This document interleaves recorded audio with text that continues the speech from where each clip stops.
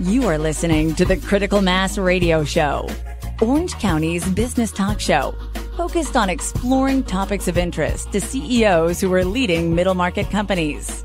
With your host, Ric Franzi.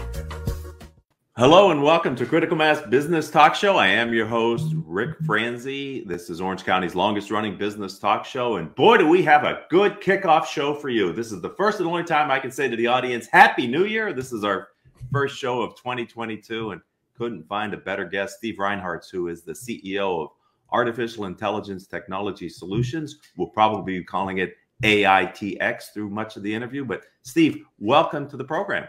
Rick, thank you very much for having me. It's such a great show, and I do enjoy our conversations. So having one that's public, I think will be very interesting. Great. Let's get started. So you created Artificial Intelligence Technology Solutions in 2021. Last year, what was the motivation for creating AITX as the parent of robotic assistant devices? Rick, actually, the company that became Artificial Intelligence Technology Solutions, AITX, was acquired by me in 2017. So I first formed the primary operating subsidiary, which is, we abbreviate it to RAD. And then I did a reverse split into a public company, which I took control of. And then I changed the name of that company to Artificial Intelligence Technology Solutions. That's kind of how the business flow went. And why? Well, it's, you know, when you're a founder, you've got various ways to fund, right? And really funding is critical. I don't have to explain that to anybody on the phone. And, you know, with how I wanted to build and grow this company, I wanted to have a structure and a format where it could be led individually. And the strings weren't pulled by a strong investor group or a venture capitalist or private equity group.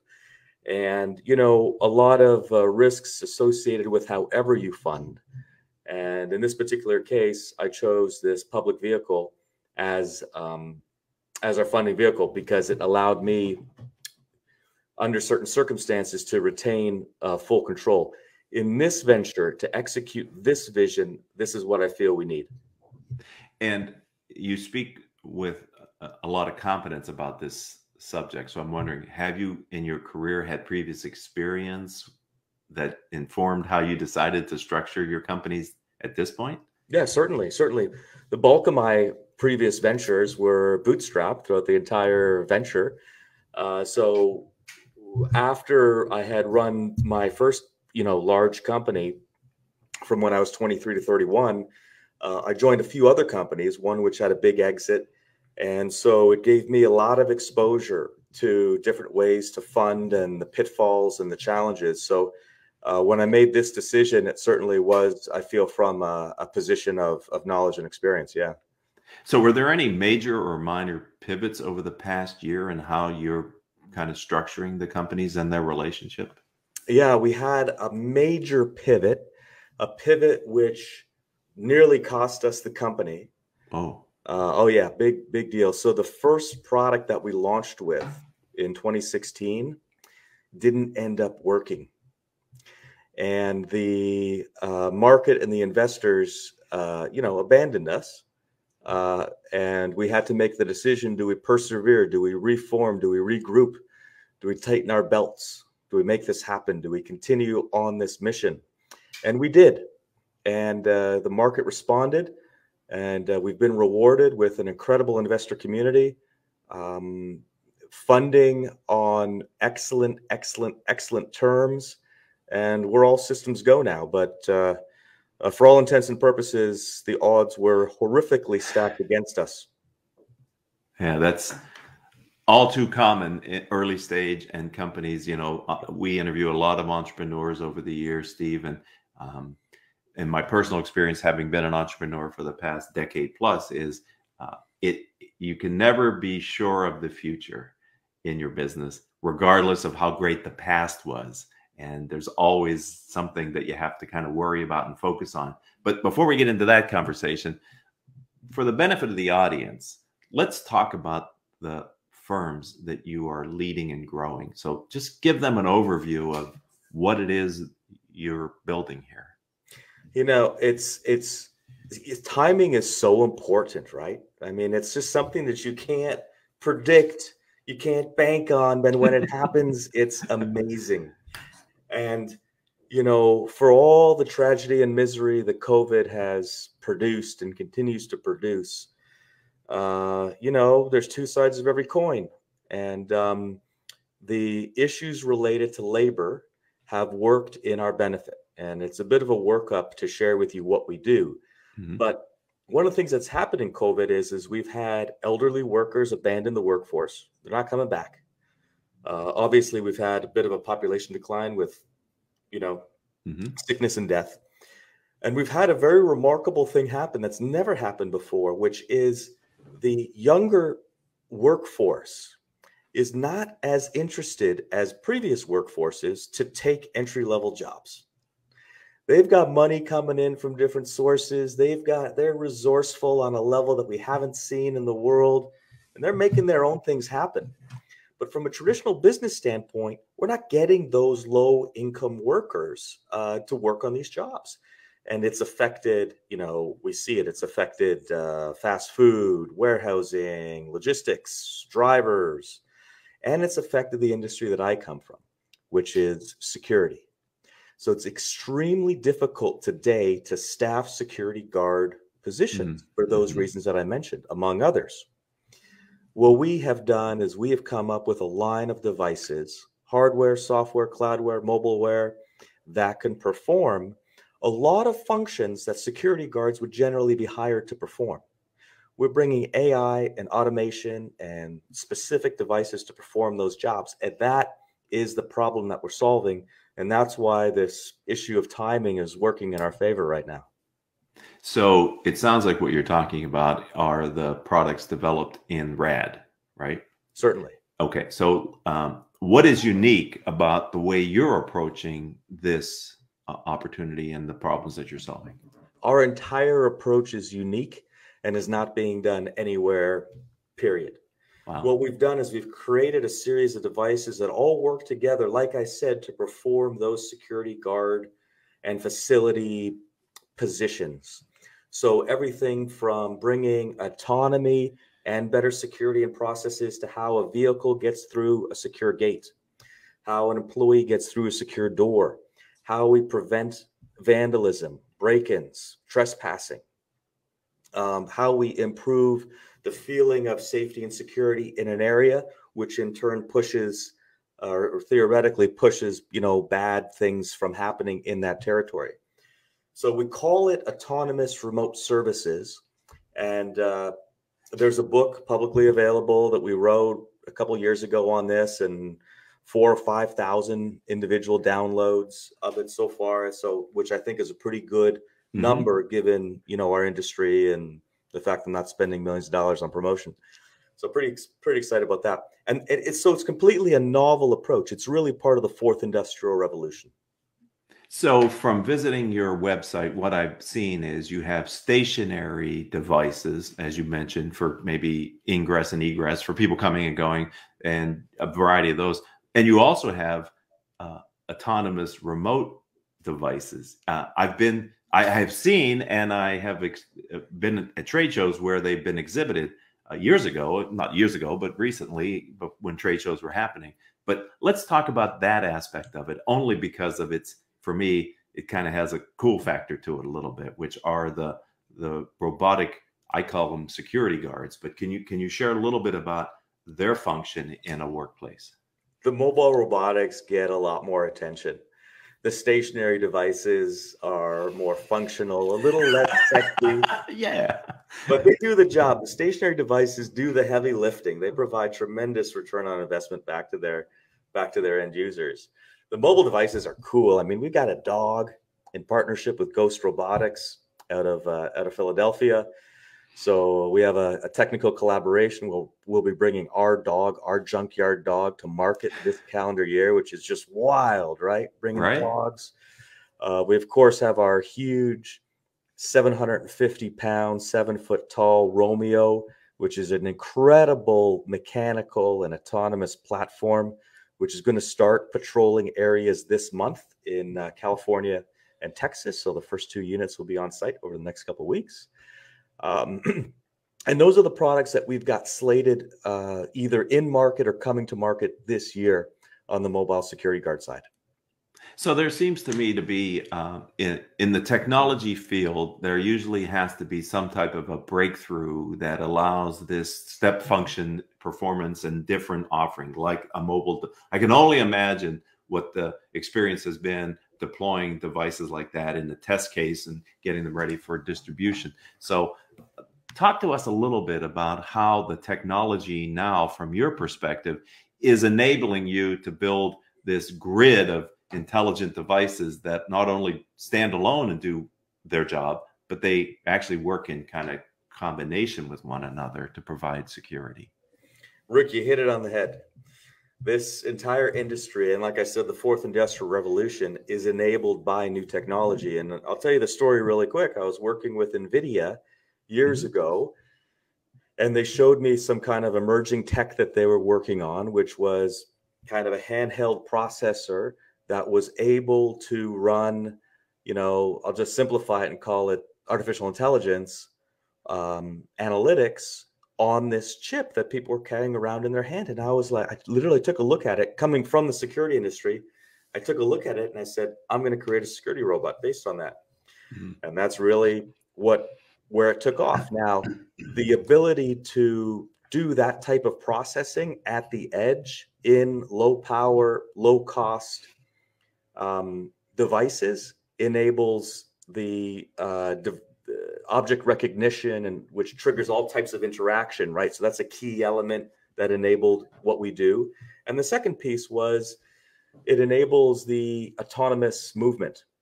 So, when you're moving a vehicle, there's a lot of processing so you don't hit people and you go the right way and you don't get lost and you don't, fall into areas. So it's really the technological development of having more processing power at the edge is what enabled the entire business.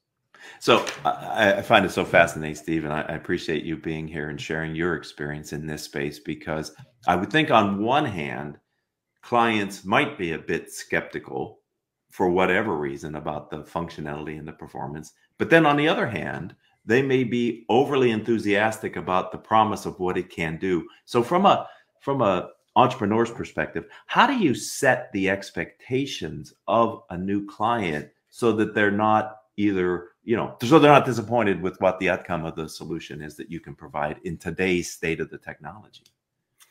I'll share with you that at this very moment, we're servicing some of the world's largest companies right now, which, as you know, is a pretty remarkable feat for any company, let alone a kind of scrappy tech startup like we are, right? So we're in really good company, and I'm grateful and appreciative, and we work hard for that every day. The industry itself, from a security and facilities standpoint, are very conservative. You don't have a lot of early adopters in the space. And what's worse is you have a history of manufacturers over-promising technological developments in the industry. So you kind of have a bit of a jaded industry. Yeah. And it's created some barriers and obstacles to adoption, no question about it.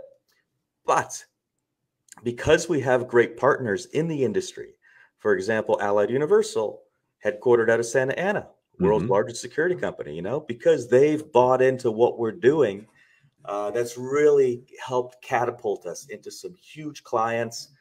And we're working on the adoption. We have, we'll be up to 7 full-time salespeople next Monday on January the 10th. And, we've got momentum, and we just grind away. We grind away to prove that our solutions work, and we've got very little attrition. So we're talking with Steve Reinharz, and I appreciate his time. I'd like to kind of look at the artificial intelligence aspect of your solution, because there's been a lot of interest in the promise of how it can increase business efficiency and create cost savings, and now address this shortage issue, which has popped up relative to COVID. It really accelerated the manpower shortage piece. But I'm wondering if you could share with the audience a specific application or maybe a use case where you've been able to demonstrate the business efficiencies and cost savings. An easy way is, let's say you have a house of worship and you're getting vandalized. You know, you don't have the money to necessarily put a guard up, right? And you know, you're not going to sit there. It's a area of conflict if you put a human there. Our devices at this point are proven to reduce or eliminate those instances of vandalism, reduce or eliminate instances of loitering, aggressive panhandling, those types of issues that are issues that spiral into high risk confrontation items, depending on who shows up to try to make the person go away or handle the issue. We're doing it autonomously, hands off, no humans involved, and it works. Just as one example of what we do. Yeah, that, you know, as you were explaining that, I was thinking, I've got a Ring doorbell. I was recently over the holidays away. I could interact with people that came to my door, and it was a very effective way to understand who's, and then I have cameras around the outside too. But anyway, I digress. The point being, technology is infiltrating people on a consumer level as well, that are giving them some of the same advantages of what you're doing, only in a much more sophisticated way. So I would think that people's personal experience with technology and its usefulness might be also a benefit when you're sitting with the pastor or whoever at the church and explaining how you might be able to help them. Absolutely. But not just that. I mean, we're starting out in B2B, and, you know, depending on how much we get through this year, we may have a consumer related product as well. Wow. You know, just kind of how our strategy has been. Our strategy is to bring these types of solutions, these labor saving solutions, to as many markets, industries, and areas as we can. Well, you'll have to come back on Critical Mass Business Talk Show when you launch your B2C product, so we can talk about what the heck that is all about, Steve. I hope so. So as you know, I lead peer groups for business owners and think tanks where people share experiences. So I'm all about the power of collective intelligence, as I think of it, you know, getting the right people together. I'm wondering, where do you go to get access to other entrepreneurs' insights and experiences that you're using to help the company stay ahead of your competition and then ultimately to grow your business successfully? Yeah, unfortunately, I feel I'm in a bit of a vacuum in that area.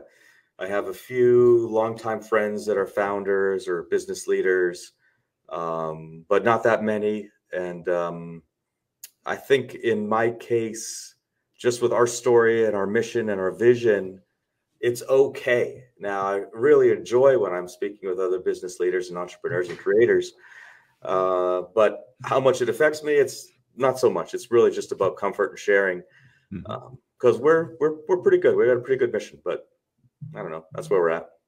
Well, I've invited you to attend as a guest my meeting next Thursday, and I would love for you to be there with the other members and kind of share your story and see how that might help you in the future. I'll be there. Good. So let's look to tomorrow. You're going to be back on the show at some point. Describe the vision for the future.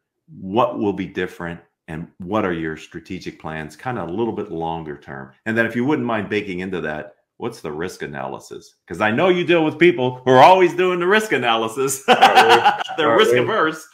Yeah. So let's talk about it. You know, I see a future that has more physical robots involved in our lives. So right now, we use AI on a minute-by-minute basis every time. It's all the software that powers all the big companies and everything that we do. So we're using a lot of what I would consider robotics right now every day. What AITX is, we're an iteration of that, an evolution of that now brings these devices into our homes and into our businesses. So what does that mean for AITX? I want to follow that strategy, follow that formula, and create as many of these labor-saving devices and processes powered by AI and our network to as many different industries, areas, and people that we can. So the future I see has a lot of AITX devices in it, helping out, doing mundane jobs, doing dangerous jobs, providing support, making the world safer, more secure, happier place.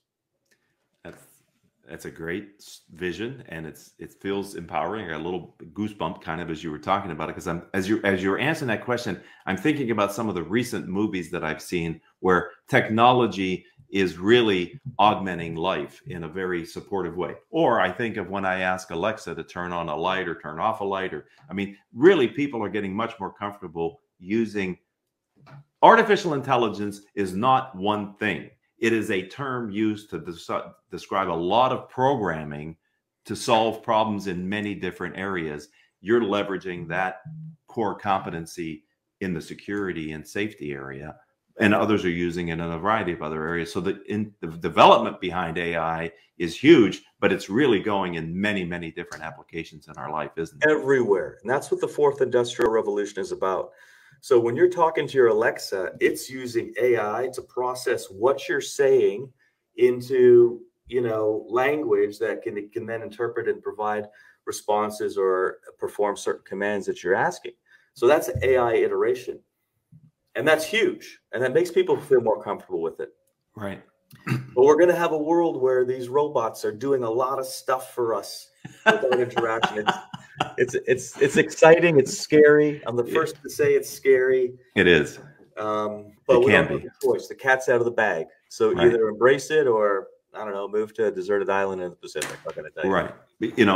We've had technology futurists speak to our community over the years, and we have one specifically here, luckily in Orange County. His name's Patrick Schwartzfeger, and he analyzes and looks at trends. And one of the areas of autonomous vehicles, which is totally different than what you're doing, but nonetheless heavily leveraging artificial intelligence, machine learning to be able to successfully navigate vehicles. And his point is, some applications of that are a lot closer than we choose to believe, maybe long haul trucking and stuff, but it may come quicker than we think it will because it's accelerating. Has to, and it always does, and it always will. And folks will be on different part of the acceptance spectrum, right? You got the super early adopters, and then you got the never adopters, and everybody in between. And it keeps life exciting and weird, quite frankly. Yeah. And I'm glad that you were here to share your role in the next revolution as it's coming. If someone would like to connect with you on LinkedIn or learn more about your firm, how do they find you guys online? You could search my name on LinkedIn. I accept everybody and have lots of ongoing dialogue with dozens of people all the time through LinkedIn. Certainly, if you want to kind of see what we're up to, I recommend you going to AITX.AI as the website. That's kind of the parent website. We'll bring you through everything that we have. If someone would like to download the book that you talked about earlier, where would they find that? You can grab it from AITX.AI. Okay. And I think that would be a great place to start. Plus, having visited your site, it's an interesting place to go and see the type of technology that you're evolving and developing and deploying. So thank you for being a friend of the program, sharing a little bit about what you're doing and being a successful entrepreneur. That's fantastic. Rick, thanks for having me on. I'll see you next Thursday. Okay. I'd like to thank our audience as well for being a part of Orange County's longest running business talk show. Steve's episode is episode number 1333 in our catalog. If you're interested in connecting with me on LinkedIn or visiting my website, it's all the same stuff. I'm Ric, R-I-C, Franzi, F-R-A-N-Z-I, and that is my website. And until the next time we have a chance to meet, I hope all of your business decisions will move your company in a positive direction.